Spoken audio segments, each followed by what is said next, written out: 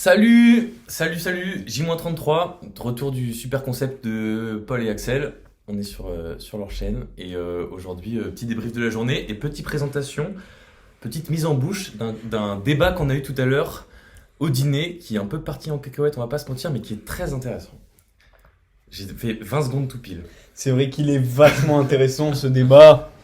Écoutez, donc on va directement rentrer dans le vif du sujet. Qu'est-ce qu'on a fait aujourd'hui, Antoine ? Alors on a commencé par Histoire Géo, on a continué le cours sur l'Amérique latine qu'on va bientôt finir. J'espère qu'on le finira à temps parce que c'est important pour les concours.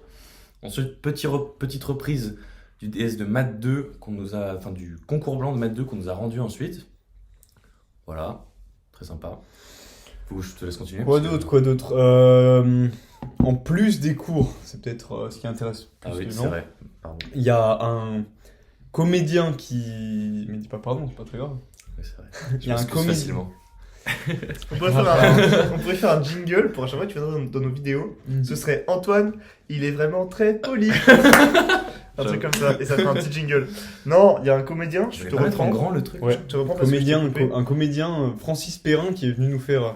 Un comédien très connu, Francis Perrin, Qui français. qui est passé au Chartreux. 50 nous a- ans d'acteur dans le bagage. Je crois que c'est 56 ans. Je 56 crois que c'est ans. dingue. Il nous a gracieusement accordé à peu près 1h30 de son temps pour répondre à plein de questions. On était une cinquantaine, je pense. Notamment dans la sur salle. le théâtre et C'est sur ça. Molière, parce qu'en ce moment il fait une pièce donc il l'a écrite lui-même, puis qu'il l'a mis en scène lui-même, qui s'appelle Molière malgré moi, et donc il parle des 15 dernières années de la vie de Molière, et apparemment il le raconte comme s'il était là, quoi. C'est ça. Et donc En lui, 1680, en mode C'est ça. OK.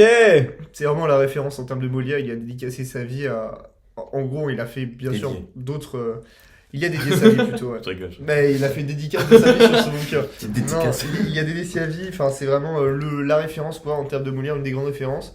Donc, il nous a parlé de son métier d'acteur. Donc, il y a eu plein de questions différentes. C'était assez intéressant sur enfin, même les questions les plus simples entre guillemets qu'on pourrait poser à n'importe quel acteur. Qu'est-ce que ça vous fait d'entrer sur scène? Il nous a dit un truc quand même qui était impressionnant. C'est que même après les 9000 et quelques représentations qu'il a faites dans sa vie, il avait toujours le trac à 17h30, genre la boule au ventre. Il pouvait plus manger avant la représentation à 19h.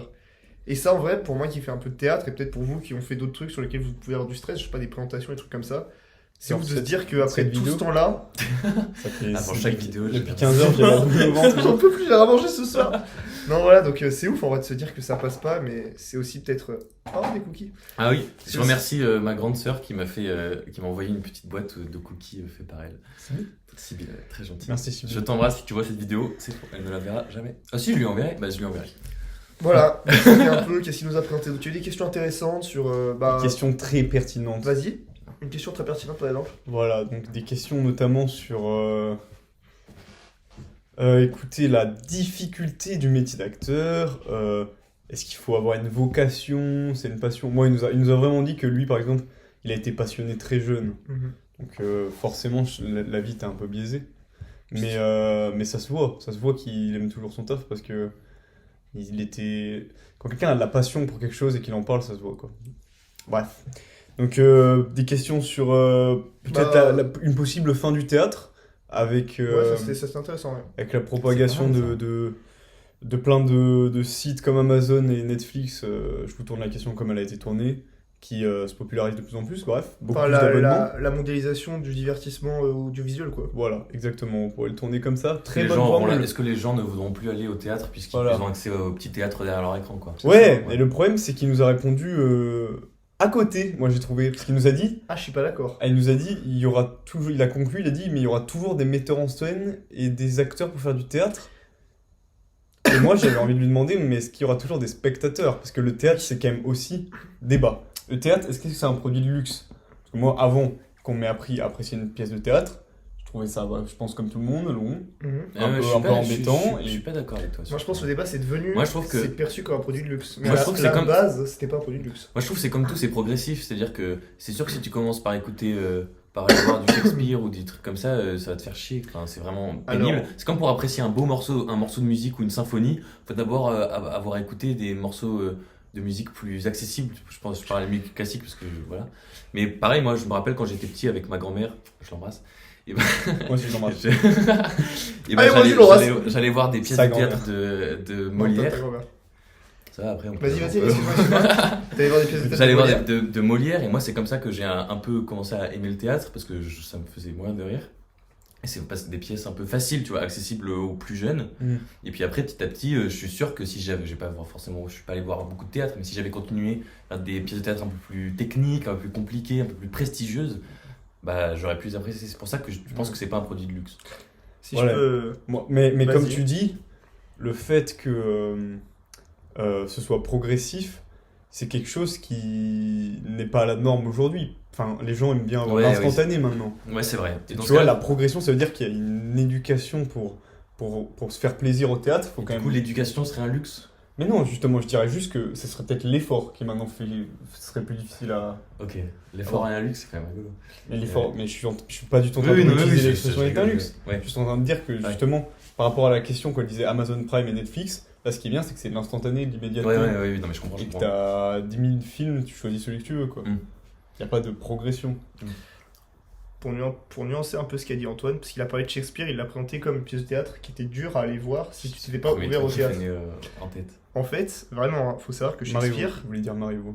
il voulait peut-être dire Marivaux, mais s'il voulait vraiment dire Shakespeare à la base, il s'est installé dans le sud de Londres quand c'était encore totalement un quartier, enfin un endroit de Londres qui était hyper mal famé, entre guillemets, des endroits hyper populaires à l'époque, pas du tout dans le nord, au-dessus de la Tamise, où c'était plutôt les beaux quartiers, et son théâtre, il était vraiment tourné vers des gens qui avaient aucune éducation culturelle, qui étaient peut-être jamais allés à l'école, qui avaient jamais regardé de pièces de théâtre, et donc peut-être qu'aujourd'hui on perçoit les pièces de Shakespeare comme des trucs hyper compliqués, parce que c'est vrai que Hamlet et tout, enfin, on va dire que c'est un génie, mais qui mettait ses pièces de théâtre au niveau de tout le monde, quoi. Ouais. Donc Mais dans peut-être ce qu'on cas-là, tu comprend penses pas que- tout. Est-ce que c'est au théâtre, alors dans ce cas-là, de s'adapter à la nouvelle demande des spectateurs, enfin de la population, ou est-ce que c'est aux populations de continuer à faire l'effort, entre guillemets, de suivre la mouvance du théâtre comme il est actuellement, quoi, ou comme il était?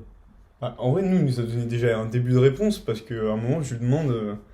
Moi, c'était la même question dans cet univers d'immédiateté, de nouveautés technologiques, est-ce que ce serait possible que le rire de Molière, il s'épuise, il ne Ouais. fasse plus rire? Vraie question. Et il m'a répondu du coup avec un passage d'une pièce de l'École des femmes, je crois. C'est ça. Et il m'a montré qu'en fait, à l'époque déjà, il critiquait le machisme avec un personnage, donc moi je connais vraiment pas très bien Molière, mais à l'époque, il se foutait déjà de la gueule du machisme, qui sont des thématiques qui sont très modernes et encore utilisées aujourd'hui. C'est pour ça que ça fait, en fait, Molière, ça fait toujours rire 300 ans après. Mhm. Donc C'est en pour fait, ça- je pense que, pour répondre à ça, je pense que le théâtre, le très bon théâtre, il est déjà adapté, tu vois. Ouais. Et c'est pour ça, du coup, ça mène à la question, est-ce que les arts Totalement, ouais, classiques, de manière générale, parce que le théâtre, si on peut considérer ça comme un art classique, est-ce que les arts classiques, ils resteront toujours d'actualité, entre guillemets, ils seront toujours adaptés au contexte, ou alors est-ce qu'il y en a qui vont mourir, quoi? Mm. Ben, il a apporté une réponse pour le théâtre, et à mon avis, je pense que cette réponse, tu peux l'adapter un peu pour tout. Je crois. Pour je moi, pense. genre tous les grands génies du théâtre, mais de tous les arts classiques, enfin, c'est tellement ouf ce qu'ils ont fait que c'est impossible qu'on arrive à plus y trouver d'intérêt à un moment, quoi. Enfin, en vrai, Shakespeare, une fois que tu comprends, Shakespeare, pour moi, ce qui manque aux gens pour vraiment s'intéresser à aller voir des pièces un peu plus dures, c'est un petit peu d'explication. Et une fois que tu comprends à quel point ça va loin, à quel point c'est ouf, c'est fini, tu trouves ça dingue, quoi. Un petit peu d'éducation aussi, peut-être, parce qu'aujourd'hui, c'est peut-être moins mis en avant. Quand je dis éducation, c'est en mode rendre accessible. Ah, tu vois. Genre, Ouais, c'est peut-être ça. qu'on en parle moins. Oui, bah bien sûr, c'est Ouais. sûr qu'un mec. Après, tu vois, avec des entreprises des entreprises au sens de mettre en place, quoi. Comme le pass culture, par exemple, Ouais. tu peux quand même. Enfin, après, il faut quand même avoir la volonté de s'inscrire et tout. Mais tu peux aller voir des pièces de théâtre et être financé par. Tu sais que je veux pas Pas dire, le je veux pas dire ministère de grosses bêtises, ça se trouve, je vais en dire une énorme, mais je crois que ça n'a pas fonctionné de cette manière-là, le pass culture. Hein. J'ai vu un truc comme quoi ça a surtout marché pour Mais c'est ça. les mangas et les trucs comme ça. Mais c'est ça, mais et- le truc, Ouais, c'est totalement. qu'on t'offre le choix. Parce que tu peux pas imposer de l'utiliser qu'avec des pièces de théâtre. Oui, Alors, oui, bah, bien sûr. non, Dans mais- l'absolu, tu pourrais. Hein. Tu pourrais faire un pass culture uniquement théâtre, parce que le pass culture, c'est un truc qu'on nous a donné, on l'avait pas avant. Oui, mais la culture, ça s'impose pas. Mais non, mais tu pourrais faire. Ouais, d'accord, mais Oui, sauf que ouais, la je suis culture d'accord des avec mangas, ça. on pourrait faire un pass culture qui serait uniquement pour la culture, genre française. Par exemple. Parce qu'on finance la culture japonaise, entre guillemets, avec les mangas, et c'est pas forcément ce qui est recherché. Quoi. Mais après, tu commences à mettre des mangas qui sont pas dans la culture française, alors qu'en vrai, t'as des dessinateurs de BD qui s'imprègnent de plus en plus de cet univers. Ouais, c'est vrai. Après, ça dépend. C'est quoi les frontières de la culture Ouais. du coup ouais. Ce qui est un autre débat qu'on ne pourra pas traiter, parce que... Parce qu'il nous reste un débat qui est très intéressant qu'on n'a pas encore, Ah on n'a oui. pas encore parlé.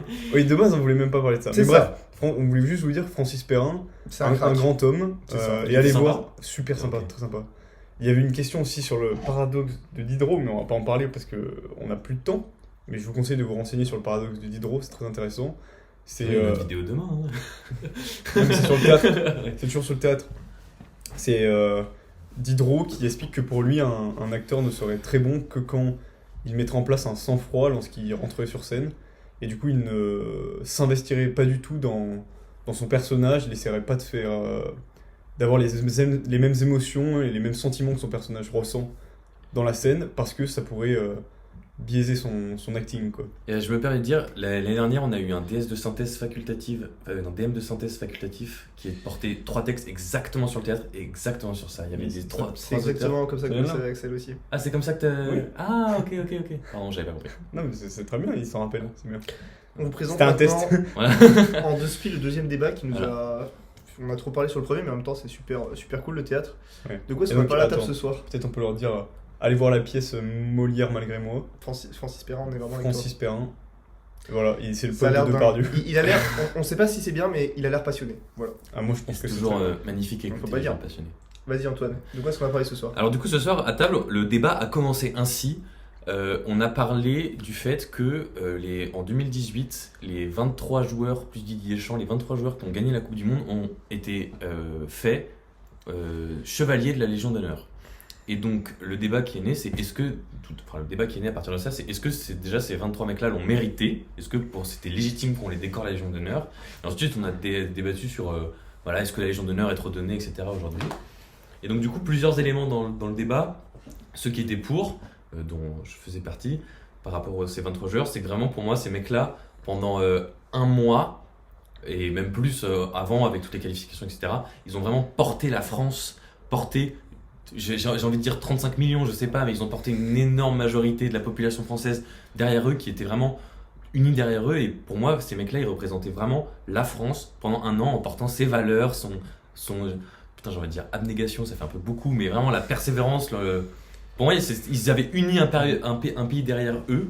Et pour moi, c'est aussi une des manières de... Je connais pas le texte exact qui donne la Légion d'honneur, mais c'était aussi une manière d'honorer ces mecs-là qui, pendant un temps, ont porté derrière eux un pays et l'ont uni derrière eux. Voilà. Pour moi, c'était vraiment...